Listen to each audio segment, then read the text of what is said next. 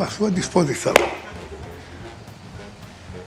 Aliás... Fica aqui, Lula, fica aqui. Aliás, deixa eu lhe falar uma coisa. Fica aqui. Deixa eu falar uma coisa pra você. Sabe o que eu fiquei sabendo agora? Sabe o que eu fiquei candidato. sabendo agora? Que todo o discurso seu no Congresso Nacional era falando bem de mim, você era deputado e eu era presidente. Lula. Me ligaram, disseram que você era um puxa-saco meu que não tinha precedente na história. Esse debate foi o primeiro do segundo turno entre o candidato Luiz Inácio Lula da Silva, do PT, e o presidente Jair Bolsonaro. Ele estava cercado de muitas expectativas acerca da violência ou da virulência que seria aplicada pelos dois candidatos, dado que a campanha está num momento muito tenso. Você tem acusações de lado a lado, de toda a ordem, basicamente. Você tem um lado associando o candidato a pedofilia, canibalismo, enfim. E o outro lado dizendo que o Lula é ladrão, que é ligado a assassinos e que é bem votado em presídios. Eu conheço o Rio de Janeiro. O senhor esteve atualmente no Complexo do Salgueiro. Não tinha nenhum policial ao seu lado, só traficante. Tanto é verdade a sua afinidade com traficantes, com bandidos, que nos presídios do Brasil, cada 5 votos, o senhor teve 4 votos. A imprensa publica fartamente que há pelo menos 6 ou 7 mentiras por dia contadas, brinca de se contar mentira, levanta de madrugada, tem vontade e vai e conta uma mentira, faz uma live e conta uma mentira, sabe? Lula, se você não mentir, não mentisse, não seria você. Você me chama o tempo todo de genocida, miliciano, canibal. E a última, o seu programa, influenciado por Gleisi Hoffmann, me acusou de pedofilia, tentando me atingir naquilo que eu tenho mais de sagrado, defesa da família brasileira, defesa das crianças. Mentiroso é você. Você mente todo dia. Você mente e desmente, mente e desmente. Você foi obrigado a acordar 1 hora da manhã hoje para fazer uma live por causa da mentira que você tinha que contar ao povo brasileiro. Você devia ter deitado com a consciência muito pesada com o que você fez. Muito pesada. Porque levantar 1 hora da manhã para fazer uma live, eu não disse aquilo, eu não fiz aquilo. Quem te conhece sabe o que você fez. Quem te conhece sabe o que você fez. O chorume está correndo, né? O esgoto está correndo a céu aberto nessa campanha eleitoral. Então havia uma expectativa de um debate mais agressivo, digamos assim. E ficou muito claro que ambos os candidatos estavam com o freio de mão puxado, porque existe uma disputa de rejeições. O presidente Jair Bolsonaro tem 51% de rejeição, segundo a Datafolha, e o ex-presidente Lula já está com 46%. Ele já está chegando muito perto do nível do Bolsonaro. Então são candidatos que são amplamente rejeitados por quem não gosta deles, vamos dizer assim. Então ficou claro que eles resolveram não piorar a situação de ambos, mantendo as acusações de lado a lado, mas sem uma agressividade tão explícita e sem, digamos assim, um nível mais baixo do que tem sido mostrado aí na campanha corrente. O candidato sabe que quem cuida de crime organizado não sou eu.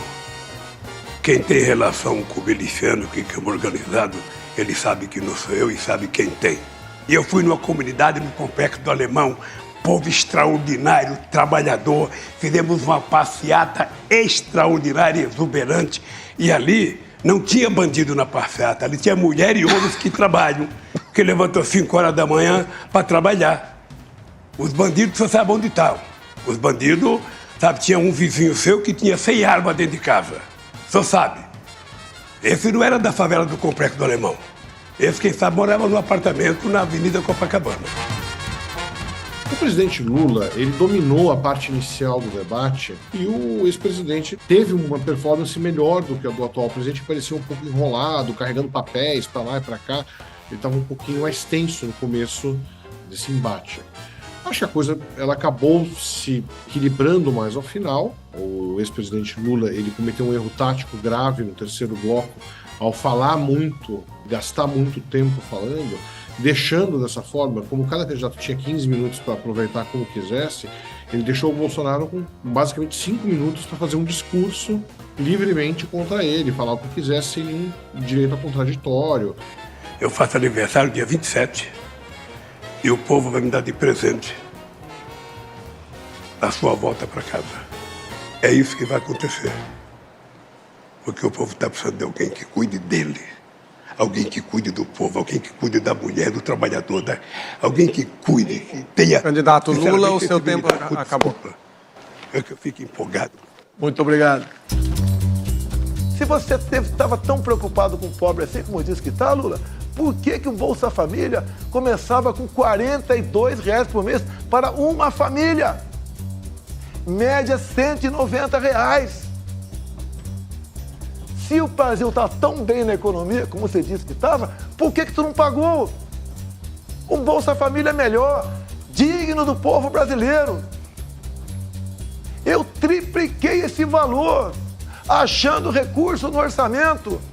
Se dependesse do PT, você aí de casa, você que hoje recebe o Auxílio Brasil de R$600, estaria ganhando Bolsa Família de R$40 a R$190. Uma vergonha.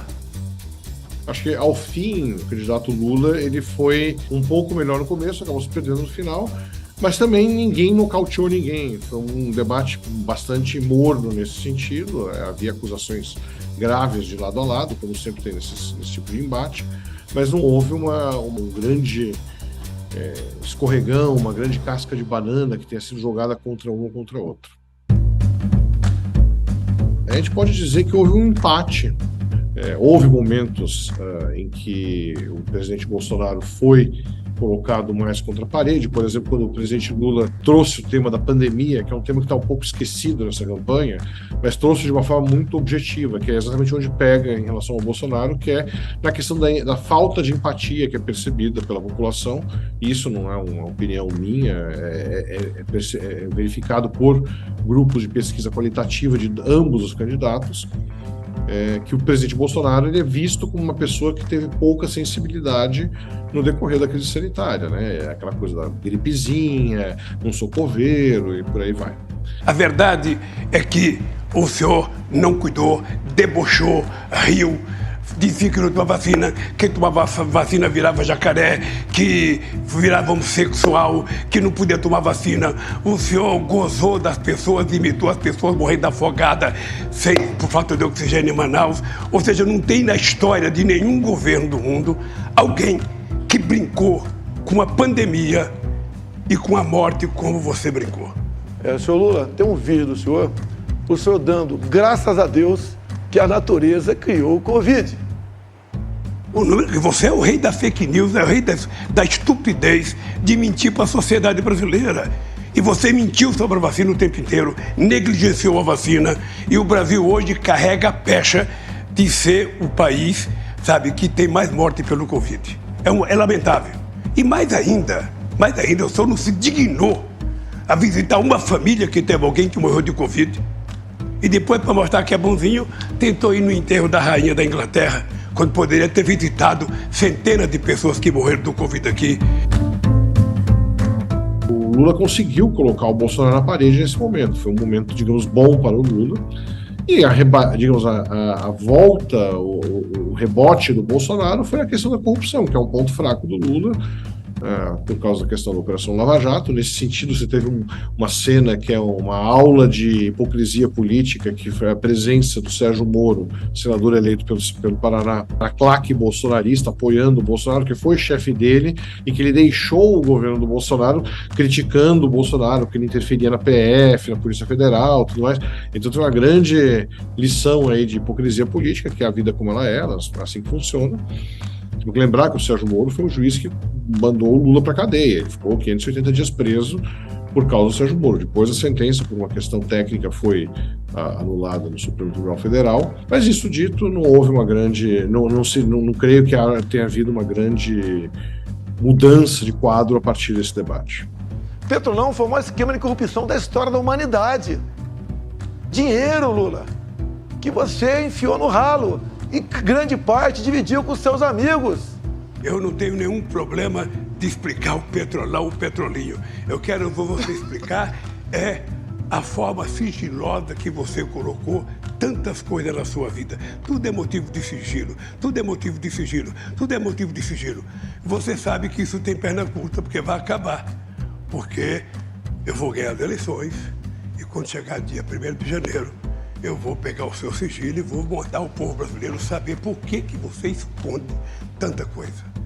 Afinal de contas, se é bom, não precisa esconder. É isso.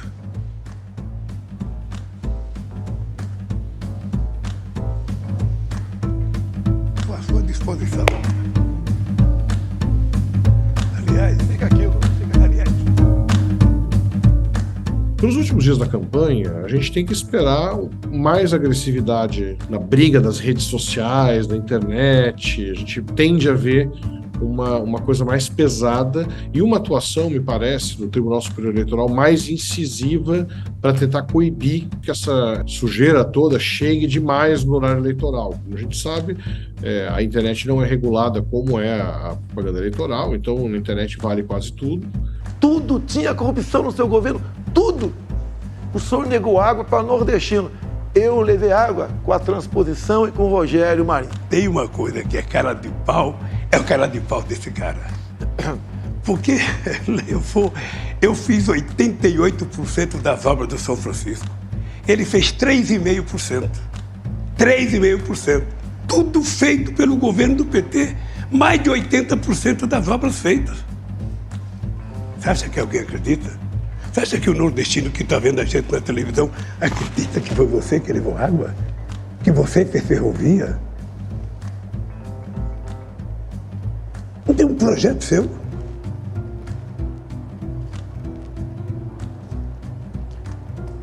Se o senhor fez 86% das obras no seu governo, 88.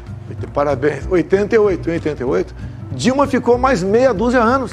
Não terminou os 12 que faltavam. Se o senhor mandava no governo Dilma, quem está mentindo? Por que em 6 anos não concluiu, já que faltava apenas 12%?